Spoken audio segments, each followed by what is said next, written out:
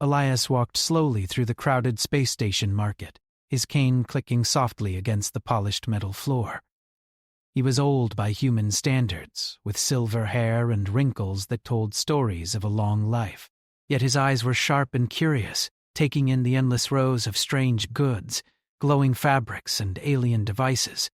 Humans were rare here, and the aliens seemed to notice him wherever he went, some staring openly, others whispering to their companions. Elias was used to it.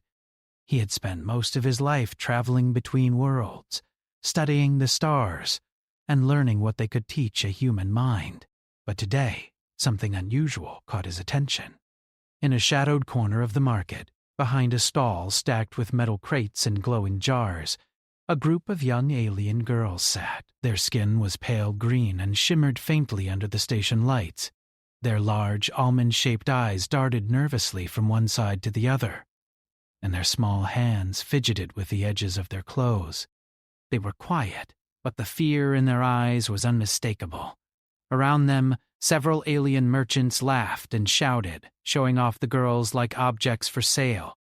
Elias slowed his pace and studied them. He had seen slavery in many forms, even in human history.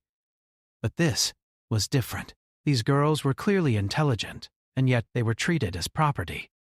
The merchant in charge, a tall alien with 4 arms and a jagged face, noticed Elias lingering.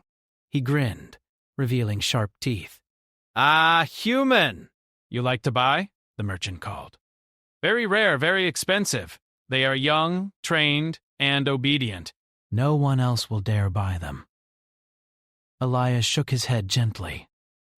"I do not want to buy them to own them. I want to buy them to free them." His voice was calm but firm, carrying authority in a way humans often had without realizing. The merchant's smile faltered for a moment, then widened again. "Ah, human clever. You want to be hero? Very well. But freedom is not cheap."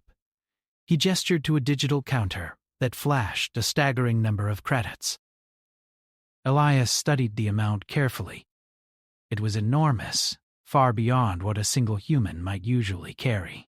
But he did not flinch. He had spent a lifetime saving, planning for moments exactly like this. Slowly, he reached into his satchel and produced a small device. With careful movements, he activated it.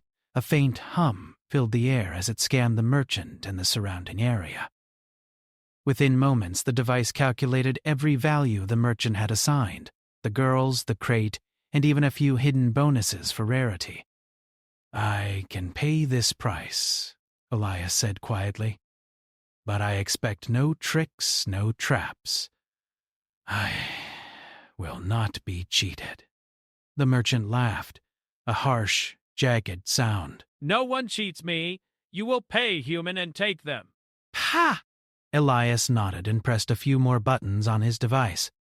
Within seconds, credits transferred from his account to the merchant's, digital lights flashing as confirmation. The merchant stared, speechless.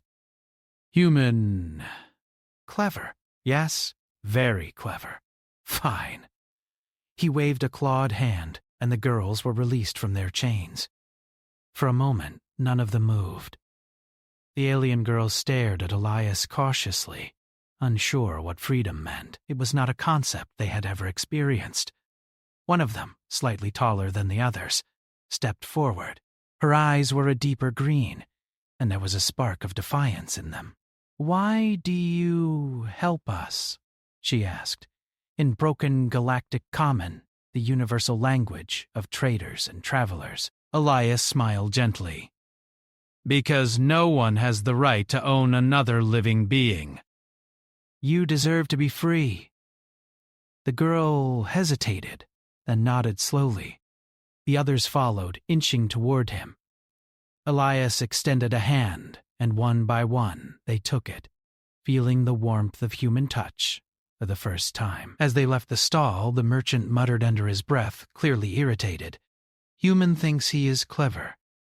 Human thinks he is clever. Fools like him are rare." Outside the market, the station was alive with movement. Ships docked and launched. Merchants shouted about goods. and travelers from across the galaxy mingled. Elias guided the girls toward a quieter area, away from the bustling crowd. They walked slowly, each step tentative, but growing bolder as the minutes passed. Once they reached a quiet observation deck overlooking the stars, Elias paused. The girls stared in awe. Planets glimmered in the distance, some surrounded by rings, others with bright cities visible from orbit. The sight was overwhelming, and the girls whispered among themselves, amazed by the vastness of the universe. Elias turned to them. "This is your choice. You may stay here, or you may come with me.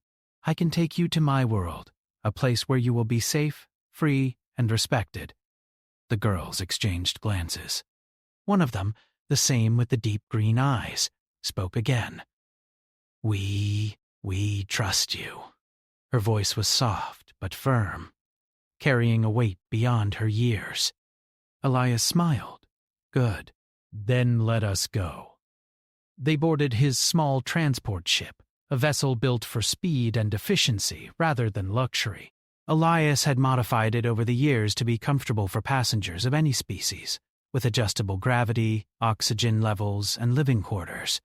The girls explored the ship with wonder, touching walls, pressing buttons, and marveling at the technology. During the journey, Elias learned about them. Each girl had a unique skill. One could manipulate small amounts of energy with her hands. Another had a sharp intellect and memorized complex information quickly. And a third was a natural artist, her hands shaping objects in imaginative ways. Elias listened carefully, asking questions and encouraging them to share their thoughts. Slowly, trust formed, and laughter began to fill the ship. A sound that had been absent for far too long. Yet, even in their newfound freedom, danger loomed. Elias knew the merchant would not give up easily, and other traders might try to claim the girls. He navigated the ship carefully, taking secret routes and avoiding heavily patrolled areas. His knowledge of space travel learned over decades kept them safe so far. One night, as they traveled past a glowing nebula, the girls gathered near the observation window. Elias stood behind them, watching their reflections in the glass. "You will need to learn to defend yourselves," he said softly. "The universe can be harsh, even for those who are free." The tallest girl, the one who had spoken most boldly, nodded. "We will learn. With you, we can." Elias felt a warmth he had not known in years. This was why he had come to the stars, why he had lived so long, to find a purpose beyond himself. And now he had found it in these young aliens, who had shown courage and curiosity even in captivity. The days passed slowly as they traveled between star systems. Elias taught them human ways, how to cook simple meals, navigate ships, and even play games of strategy. The girls, in turn, shared their knowledge. Elias learned about alien mathematics that seemed impossible, techniques for bending light to hide from sensors, and subtle ways to communicate without sound. It was a partnership, one built on respect and shared learning. But the shadows of pursuit were never far. One morning, sensors picked up a small fleet of ships trailing them. Elias's eyes narrowed. "They are coming," he said calmly. "But we are ready." The girls looked at him, fear and determination mixed in their expressions. "What do we do?" the artist asked. "We work together," Elias replied. "You trust me, and I trust you. That is all we need." The fleet of pursuers approached, but Elias had already planned. Using his knowledge of the nebula, he guided the ship through twisting clouds of gas and radiation, confusing the sensors of the pursuers. The girls assisted, using their abilities to manipulate energy fields and distort light. Together they created illusions that made the fleet chase shadows while they slipped through unnoticed. After hours of careful navigation, they were finally safe. The girls cheered quietly, relief mixing with excitement. Elias allowed himself a small smile. "Well done," he said. "You are learning quickly." As night fell on the ship, they gathered in the common area. Elias watched them talk, laugh, and begin to dream freely for the first time in their lives. He realized then that freedom was not just about escaping chains. It was about learning to live, to trust, and to hope. And in that moment he knew that he had found something he had never expected, a family of his own, formed not by blood, but by choice. The stars stretched endlessly outside, each one a reminder of the vastness of the universe. Elias leaned back in his chair, watching the girls as they explored, and he whispered softly to himself, "We have just begun." The ship hummed quietly as it glided through the bright streams of the nebula. Elias sat at the control panel, his hands moving over the buttons and levers with the ease of decades of experience. The girls moved around the ship with cautious curiosity. Their eyes were wide as they touched panels, studied screens, and peeked into small compartments. Every sound, every light, fascinated them. They were no longer captives, yet freedom brought a new challenge, learning how to live in a world that was vast, dangerous, and unpredictable. The tallest girl, whom Elias had learned to call Lyra, approached him. Her green eyes sparkled with intelligence. "Elias," she asked, "can we really be safe in this ship forever?" Elias looked at her kindly. "Nothing in the universe is ever completely safe," he said, "but we can be clever. We can plan, and we can protect ourselves. That is how humans survive. And now you will learn too." Lyra tilted her head, considering his words. "Teach us," she said simply. Elias smiled. "Very well. First, you must understand the ship. Every panel, every button, every sensor has a purpose. If you know them, you can control them. If you can control them, you can survive." He spent the next several hours showing the girls how the ship worked. They learned how to adjust gravity, how to steer through asteroid fields, and how to hide from sensors. The girls were fast learners, each one understanding in her own way. One had a talent for memorizing numbers and coordinates. Another seemed to sense the energy of the ship, knowing when something was off, even before the alarms went off. Elias marveled at their abilities, realizing that humans were not the only clever beings in the universe, but human ingenuity combined with their skills could make them unstoppable. During a pause, Lyra asked, "Elias, why did you save us? Humans do not usually care about aliens." Elias thought for a moment. "Humans are strange," he said.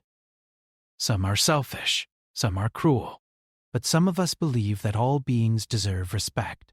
I have lived long enough to know that kindness is more powerful than fear. That is why I saved you. Not for myself, but because it was right." The girls were silent for a moment, absorbing his words. The smallest one, who had been quiet until now, whispered, "You are not like the others. You care." "Yes," Elias said simply, "and I hope you will care too, not just for yourselves, but for each other." That night the girls slept in the cabins Elias had prepared, and he sat alone in the observation room, staring out at the stars. The nebula stretched endlessly, glowing with colors he had never imagined.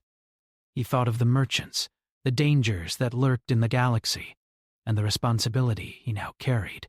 These girls were young, innocent, and capable, but the universe could be cruel. He had to keep them safe. The next morning a sudden alarm jolted the ship. Red lights flashed, and the hum of the engines changed pitch. Elias rushed to the control panel, and the girls gathered behind him. "What is it?" Lyra asked, her voice trembling slightly. "Pursuers," Elias said, scanning the sensors.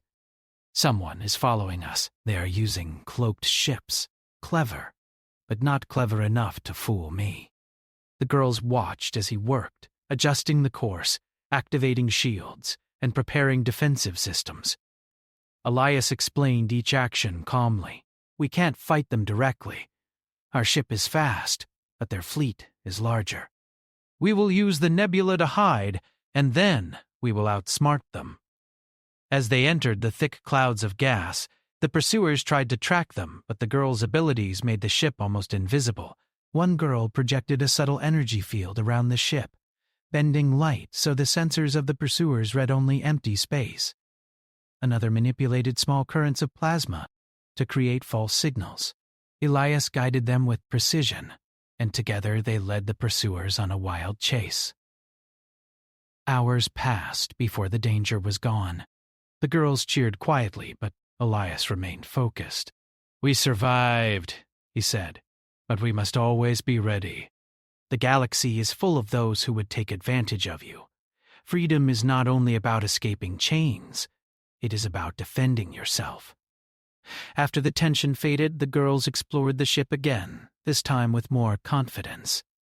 They touched the walls, pressed buttons, and began to understand the systems not as tools, but as extensions of themselves. Elias watched them with pride. These girls, once prisoners, were becoming capable, clever, and independent. Over the next few weeks, Elias continued their lessons. He taught them how to repair minor systems, how to calculate safe routes through asteroid belts, and how to communicate discreetly using lights and signals. The girls also taught him things, small tricks of alien science, ways to manipulate energy, and even playful illusions that made the ship appear larger or smaller than it really was. Elias laughed more than he had in years, enjoying their company and ingenuity. One evening, as they drifted past a sparkling star cluster, Lyra approached him again. "Elias," she said softly, we like being with you. But do you like being with us?" Elias paused. He had thought about it, of course. Their laughter, their courage, and their curiosity had grown on him.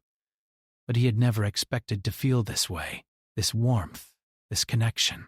He smiled gently. "Yes," he said, "I enjoy your company, more than I can say." The girls looked at each other, surprised.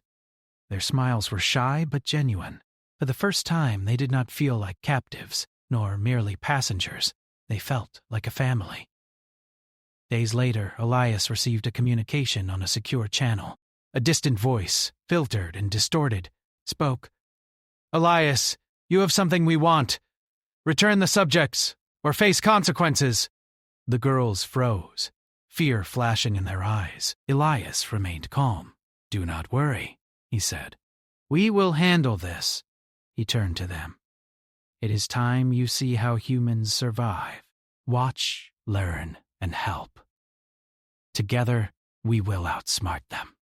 When the pursuers arrived, Elias led the ship through a series of narrow asteroid tunnels. The girls used their skills to create distractions and illusions. Confusing the enemy fleet, Elias used every trick he had learned in a lifetime of space travel. The battle was tense, but clever strategy and teamwork won the day. The pursuers, frustrated and humiliated, were forced to retreat. Afterward, the girls hugged Elias, relief and pride shining in their eyes. "We did it," Lyra said. "We really did it together." "Yes," Elias agreed. "And this is only the beginning. You must always remember, courage, cleverness, and kindness are stronger than fear." In the quiet that followed, the girls explored more freely, discovering areas of the ship they had never seen. They played games, shared stories, and practiced new skills.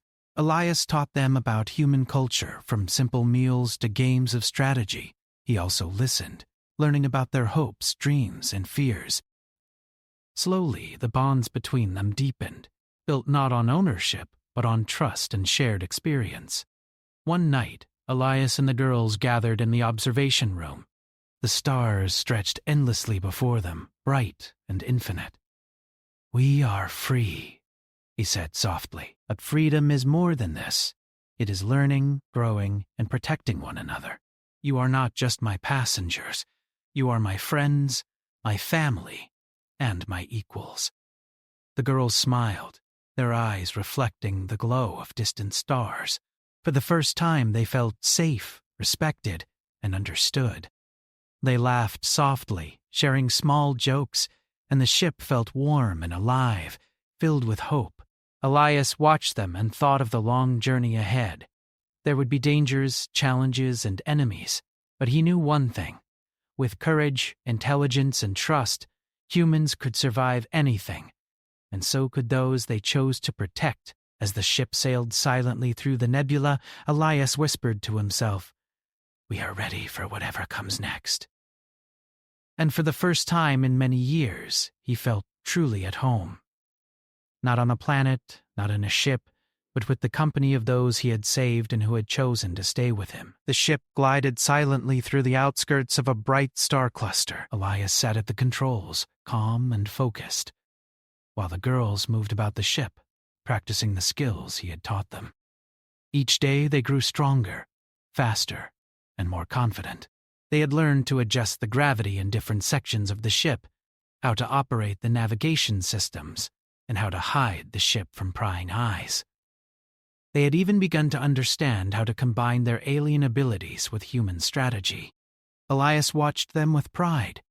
These girls, once trapped and afraid, were becoming formidable, clever, and self-reliant. Lyra, the tallest and boldest, approached him. "Elias, do you think anyone will ever stop chasing us?" she asked, her voice steady but curious. Elias shook his head slowly. "The galaxy is full of dangers, Lyra, but we have learned how to survive. Knowledge, preparation, and teamwork are stronger than fear. You must remember that." The girls nodded, absorbing his words. Each had faced danger before, but never together, never with trust and guidance. Elias knew that the coming days would test them more than anything they had experienced. A week later, sensors picked up a small fleet of ships following them. The girls had learned to recognize these signals immediately. "They are here," Myra said. Her voice had no fear now, only determination. Elias smiled faintly. "Good. Then we can put our skills to the test." He guided the ship toward an uncharted planet, one with rough terrain and dense atmosphere. The pursuing ships followed, confident that they could catch the humans and their alien companions. Elias led them through narrow valleys, using the planet's natural features to hide and confuse the enemy. The girls worked with him seamlessly. One projected energy shields to distort the sensors of the pursuers. Another created minor energy fields that mimicked the ship's signals, leading the enemy in the wrong direction. Their teamwork was perfect, a combination of human cunning and alien talent. Despite their skill, the pursuers were persistent. One ship broke through the illusions, and a burst of energy struck the hull of Elias's ship. The ship shuddered, alarms ringing. The girls immediately sprang into action. One of them manipulated energy to stabilize the damaged section, while Lyra calculated a route that would take them through a narrow canyon, impossible for larger ships to follow. Elias followed her lead, trusting the judgment of the girl he had come to respect so deeply. The chase lasted hours. The girls were exhausted, but they did not complain. They had learned to rely on each other, and the bond between them and Elias had grown stronger. They moved as a single unit, anticipating each other's actions and responding instinctively. Finally, after a tense maneuver through the canyon, the pursuers were left behind. Unable to navigate the tight turns, Elias allowed himself a moment of relief. "You did well," he said, turning to the girls.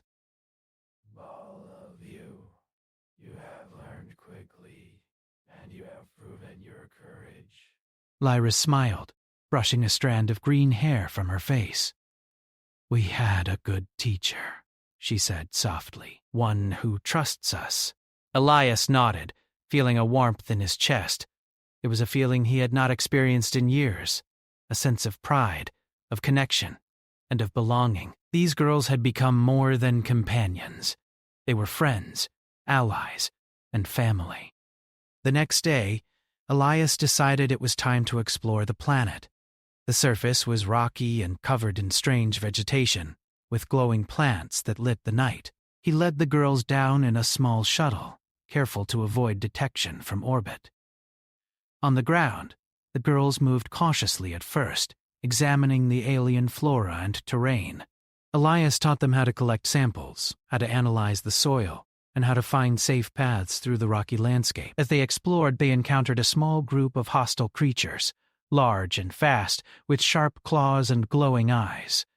The girls froze for a moment, but Elias stepped forward calmly. "Remember what you learned?" he said. "Think, plan, and act together." She and the others combined their abilities. One created a field of energy that disoriented the creatures, while another projected a decoy to lead them away. Elias guided their movements, predicting the creatures' attacks and countering them with precise maneuvers. Within minutes, the creatures retreated, confused and harmless. The girls laughed, exhilarated by their success. "We did it!" Lyra exclaimed. "We really did it together." Elias smiled. "Yes. And this is only a small example of what you are capable of. The universe will test you, but you will survive. You have courage, cleverness, and trust. That is more powerful than any weapon." As they continued to explore, they discovered signs of ancient civilizations, ruins of strange structures, long abandoned, hinted at a society that had once thrived here. The girls were fascinated. They examined the carvings, the symbols, and the remnants of technology, asking questions and making observations. Elias listened and responded, encouraging them to think critically and to make connections. That evening, as they gathered around a small fire, Elias watched the girls carefully. They were tired, dirty, but happy. He felt a deep sense of satisfaction. These girls had endured so much, yet they were learning, growing, and thriving. They were no longer victims. They were capable, intelligent, and brave. Lyra approached him quietly. "Elias," she said softly, "do you think we will always be together?" Elias looked at her thoughtfully. "I hope so," he said. "We are a team now." "You have chosen to trust me, and I have chosen to protect you. That is a bond that is stronger than distance, danger, or time." The girls smiled, feeling comforted by his words. For the first time in their lives, they felt truly safe. They had freedom, yes, but they also had purpose, companionship, and hope. Elias had given them more than life. He had given them a reason to live boldly, to explore, and to trust in themselves. Days passed peacefully. They continued to explore the planet, learning more about its dangers and its beauty. The girls practiced their abilities, refining their control over energy, speed, and perception.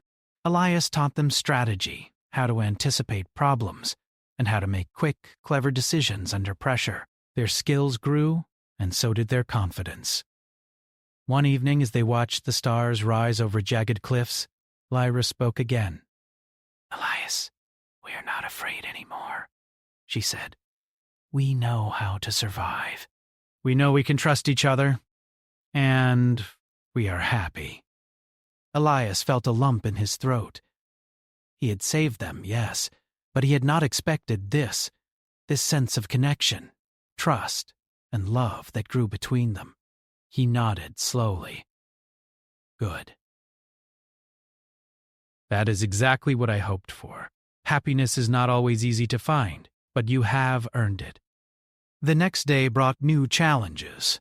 A storm of electrical energy swept across the planet, striking the ground with blinding light. Elias guided the girls to a safe cave, explaining how to use the terrain to their advantage. They huddled together, sharing warmth and courage as the storm raged outside. The girls began to see Elias not just as a protector, but as a guide, a teacher, and someone who truly cared for them. After the storm, they emerged to find parts of the landscape changed. New obstacles in their path. Elias laughed softly. "The universe never stops testing us," he said. "But that is why we must always be ready." Lyra smiled. "We will be ready. With you, we can face anything." As they continued their journey, Elias noticed something remarkable. The girls were no longer timid or hesitant. They moved with confidence, spoke with clarity, and acted with precision. They had learned human strategy, alien cunning, and the value of trust. He felt a surge of pride. These girls, once prisoners, were now equals, capable of facing any challenge the galaxy might throw at them. That night, as they rested under the stars, Elias reflected on the journey so far. He had saved them, yes, but they had also saved him from loneliness, from doubt, and from a life without purpose. He realized that the bond between them was deeper than survival. It was trust, respect, and something even more profound, friendship, perhaps even the beginnings of love. Lyra approached him quietly, her eyes reflecting the starlight. "Elias," she said softly, "thank you for everything." Elias smiled, placing a gentle hand on her shoulder. No, Lyra, thank you. "For teaching me that even in the vastness of the universe, connection and trust are what make life worth living." The girls gathered close, a family united not by blood, but by choice, courage, and mutual respect. Elias looked at them and whispered softly, "Together, we can face anything." And as the stars stretched endlessly above them, shining like distant beacons of hope, Elias knew they were ready for whatever challenges awaited. The universe was vast, full of dangers and wonders, but with courage, cleverness, and trust, they would survive and thrive. The stars stretched endlessly above as Elias guided the ship toward his home planet. After weeks of travel, the girls had grown confident, strong, and clever. They had survived attacks, storms, and dangers together, learning human strategies and combining them with their alien abilities. But now, Elias wanted more than survival.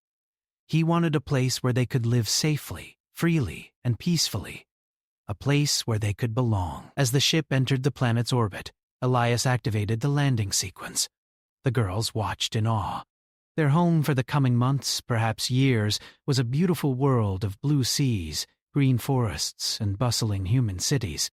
It was a place full of life and opportunity, where humans and aliens could coexist peacefully. The girls' eyes sparkled as they gazed at the planet below. "This is it," Elias said softly. "Our new home," the girls whispered among themselves, excitement and nervousness mixing in their voices. They had never seen a human world like this. Everything was familiar and alien at the same time. The ships in the sky, the buildings below, even the sunlight reflecting off the oceans. It was overwhelming and beautiful. As they landed, humans on the planet noticed the unusual ship and the group of green-skinned girls stepping out. Many stopped to stare, but Elias walked confidently among them, introducing the girls to the customs of human society. He explained their situation simply, without drama. These were beings he had rescued, beings who now had the right to live freely and safely. The girls adapted quickly. They learned human language and culture, laughing as they tried new foods and attempted simple games. Elias watched them closely, teaching them patience, strategy, and moral courage. Each day, the bond between them grew stronger. They were no longer pupils or passengers. They were companions, equals, and friends. One evening, Elias took the girls to a quiet hill overlooking a glowing city. The air was warm, the breeze gentle. The girls sat in a circle, sharing stories of their past lives, their fears, and their dreams. Elias listened quietly, sometimes asking questions, sometimes offering advice. For the first time, the girls were free not just from chains, but from fear and doubt. Lyra, sitting closest to Elias, spoke softly. "Elias, you saved us, and now we are free. But what about you? Are you happy?" Elias looked at her, thinking. Happiness had been rare in his long life. He had traveled the stars, learned about the universe, and survived countless dangers. But true happiness had always eluded him. Now, looking at the girls, seeing their trust, courage, and laughter, he realized something profound. Happiness was not about riches, adventure, or knowledge alone. It was about connection, trust, and love. I am happy, he said finally, because I am not alone. Because I have found friends who are brave, clever, and kind. Because we are together. The girls smiled, their eyes shining. In that moment, a quiet understanding passed between them. Freedom had given them safety, but it had also given them something more: companionship, respect, and perhaps even love. Days turned into weeks. The girls began exploring the planet, meeting humans and learning new skills. They studied engineering, arts, and strategy, always guided by Elias. Together they helped the local communities, using their abilities to assist in small but meaningful ways. Their presence was welcomed because they brought intelligence, curiosity, and goodwill. One afternoon, a group of aliens from a distant system arrived seeking the girls. They had tracked them through the stars, unaware that Elias and his students had grown stronger and wiser. The aliens expected to intimidate and capture them, but they underestimated the bond that had formed. Elias met them calmly, standing with the girls at his side. "These girls are free," he said firmly. "They belong to no one but themselves. If you wish to harm them, you will first have to face us together." The aliens laughed, confident in their power. But Elias had a plan. Using the terrain, the girls' abilities, and clever human tactics, they created illusions and traps that disoriented the attackers. Lyra manipulated energy fields to hide their movements, while the others created decoys and misled sensors. Elias guided them with calm precision, predicting the attackers' every move. By the end of the day, the attackers had retreated, humiliated, and defeated. The girls cheered quietly, exhilarated by their success. They had learned not only to survive, but to defend themselves and to trust in their abilities and each other. Elias smiled, pride and warmth filling his chest. That night, as the three girls gathered near the observation deck, Elias spoke softly. "You have learned well," he said. "You are clever, brave, and strong. But more than that, you have learned trust, compassion, and cooperation. These are the true powers that will guide you through life." The girls looked at him, their expressions serious and thoughtful. Lyra spoke first. "Elias, we owe you everything. You saved us, taught us, and believed in us when no one else did. We want to stay with you, not because we must, but because we choose to." Elias felt a surge of emotion. He had hoped for trust, for friendship, but these words carried something deeper. He looked at each girl, seeing their honesty, courage, and warmth. "If that is your choice," he said gently, "then I welcome it. You are free, and you may stay, not because you must, but because you wish to. And I choose to be with you as well." The girls smiled, relief and joy in their eyes. In that moment, the lines between teacher, friend, and companion blurred. They had grown together, survived together, and now they could live together, freely and equally. Over the next few weeks, life on the planet became their new routine. Elias continued teaching, guiding, and protecting the girls, while they explored, learned, and contributed to the community. Their bond deepened, built on trust, respect, and affection. They shared meals, laughter, and stories. Elias sometimes caught himself staring at them, realizing how deeply he cared. One evening, as the sun set over the city, painting the sky with gold and pink, Elias and the girls stood on a balcony overlooking the horizon. The air was warm, and the sounds of the city below were comforting. Lyra turned to him. "Elias, do you think, could we be a family?" Elias felt his heart swell. He looked at the girls, seeing not only their beauty and talent, but their courage, intelligence, and loyalty. "Yes," he said, voice soft but steady. "We can be a family." "Not by law, not by blood, but by choice, trust, and love. We have faced the universe together, and now we will face life together." The girls nodded, smiling. their eyes shining with tears of joy. In that moment, everything seemed possible. They had survived captivity, danger, and uncertainty. They had learned courage, cleverness, and compassion. And now they would live freely, together, as a family. The days that followed were peaceful, yet full of purpose. Elias and the girls continued learning from each other. They explored the forests, studied new technologies, and helped communities. Their home became a place of laughter, creativity, and shared knowledge. Neighbors came to see them, not as strange outsiders, but as a family that had triumphed over adversity, teaching others the value of courage, trust, and unity. As time passed, the girls' abilities grew even stronger. Lyra could manipulate larger amounts of energy with precision. The artist could create stunning illusions and devices, and the third girl had become a skilled strategist, predicting outcomes and guiding their actions. Elias continued to teach, but he also learned from them. The universe had lessons that even humans could not master alone. One night, Elias and the girls stood under the starlit sky. The planet's moons glimmered, and distant ships passed silently through the atmosphere. Elias felt a deep sense of peace.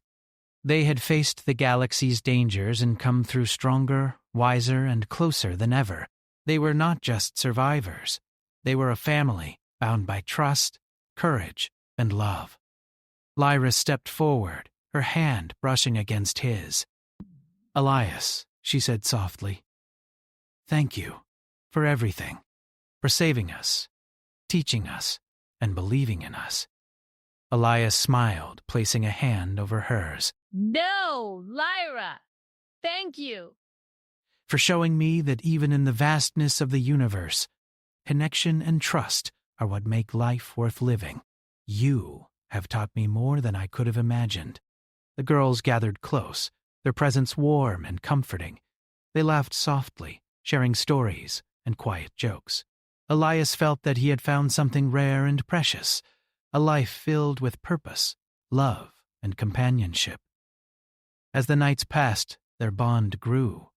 The family faced small challenges, weather storms, unexpected visitors, and curious neighbors. But always together, they learned, adapted, and thrived, showing that courage, intelligence, and kindness could overcome any obstacle. The galaxy was vast and unpredictable, but they had each other, and that was enough. Elias stood on the balcony one final time, watching the stars twinkle above. The girls joined him, their hands in his. He felt a deep sense of fulfillment. They had survived, grown, and chosen to stay together. Freedom had given them safety, but love and trust had given them life. And as the stars shone brightly, Elias whispered softly, "We are ready for whatever comes next." The girls nodded, smiling. Together they had faced the universe, and together they would face whatever the future held. United, free, and strong, they were unstoppable.